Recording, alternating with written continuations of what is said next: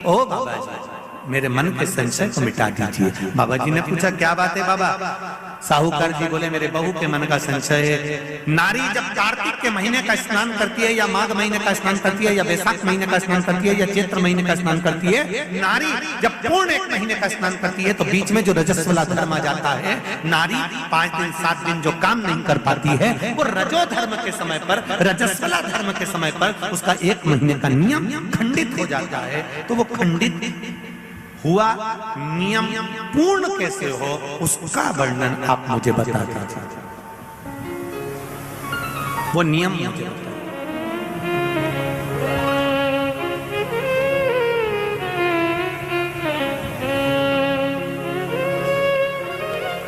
संत के रूप में बैठे हुए देव ऋषि नारद श्रीमन नारायण श्रीमन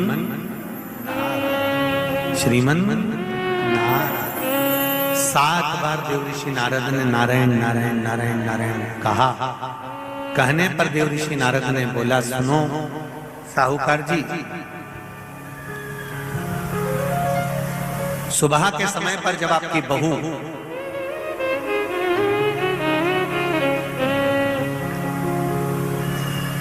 मंदिर की ओर जाए तो उसको इस मार्ग की ओर लेकर आना।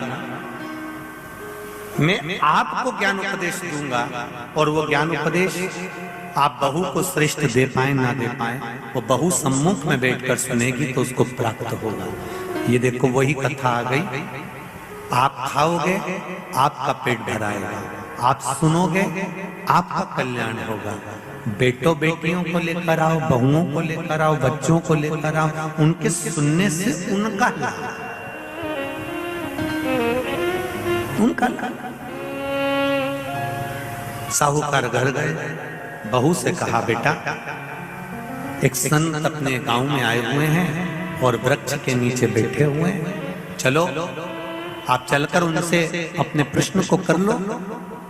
बहू ने भगवान का नाम लिया, स्मरण करती हुई बहू पहुंची और बहू ने जाकर तुरंत हाथ जोड़कर निवेदन किया, बाबा जी 1 महीने तक नारी कार्तिक का स्नान करती है, 1 महीने तक नारी माघ का स्नान करती है, 1 महीने तक नारी वैशाख का स्नान करती है, 1 महीने तक नारी चैत्र का स्नान करती है, बीच में अधिक मास का स्नान करती है। उस बीच में नारी का जो रजो धर्म आ जाता है, रजस्वला धर्म आ जाता है, उस समय पर नारी का जो करा हुआ व्रत है 1 महीने का वो खंडित हो जाता है। उस व्रत की पूर्णता कैसे मानी जाए? तो उस समय पर देव ऋषि नारद जो संत के वेश में थे उन्होंने कहा कि बहू एक काम करो पुत्री, कार्तिक महीने के पीछे के जो 5 दिन 7 दिन पचवीगन के होते हैं, अगर नारी का रजस्वला धर्म बीच में आ जाता है तो पीछे के 5-7 दिन में से अगर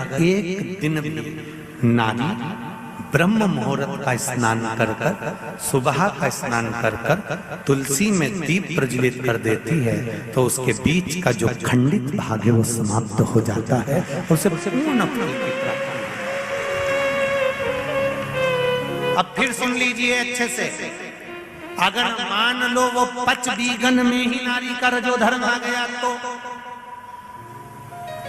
बहुत ध्यान से सुनना, ये कथा संपूर्ण विश्व के कल्याण के लिए बहुत ध्यान देना। हर नारी का प्रश्न है, प्रत्येक नारी के प्रश्न ये सम्मुख में रहता है। मान लो आपने कहा कि रजो धर्म आ गया मध्य में तो आप पीछे के 5 दिन स्नान करो, वो 5 दिन में अगर रजो धर्म आ गया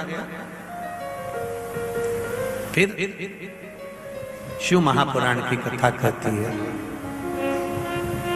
घर में रहने वाली कोई कुंवारी कन्या, घर में रहने वाला कोई पुत्र, घर में रहने वाला पति, घर में रहने वाली सास, घर में रहने वाली कोई सौभाग्यवती नारी, जेठानी, ननंद, देवरानी या घर में रहने वाला कोई पुरुष अगर बाहर स्नान करने नहीं भी जा सकता, ब्रह्म मुहूर्त में प्रातः के समय पर यदि तुलसी में एक दीप और एक संध्या के समय पर दीप लगा देता है तो भी नारी का नियम पूर्ण हो जाता है, वो नियम खंडित नहीं, वो नियम खंडित।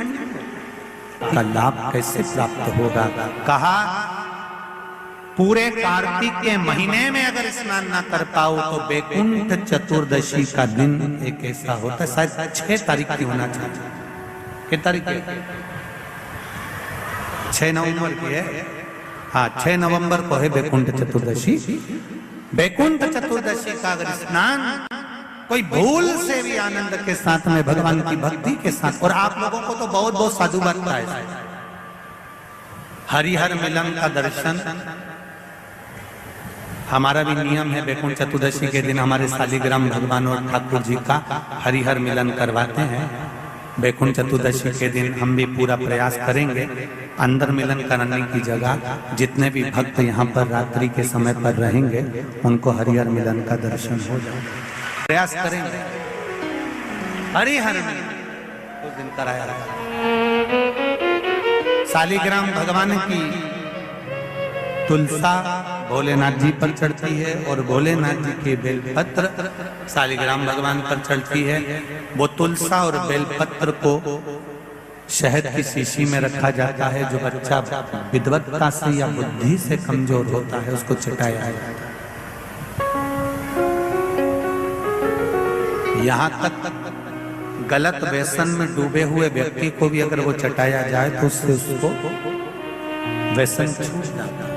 उस बैकुंठ चतुर्दशी का इतना, काशी में तो देव दिवाली मनाते हैं, हमारे उज्जैन में तो हरिहर मिलन ऐसा होता है जितनी आतिशबाजी दिवाली पर नहीं होती उतनी आतिशबाजी उज्जैन में जब महाकाल बाबा गोपाल जी से मिलने जाते हैं तो उस दिन छूट जाते हैं।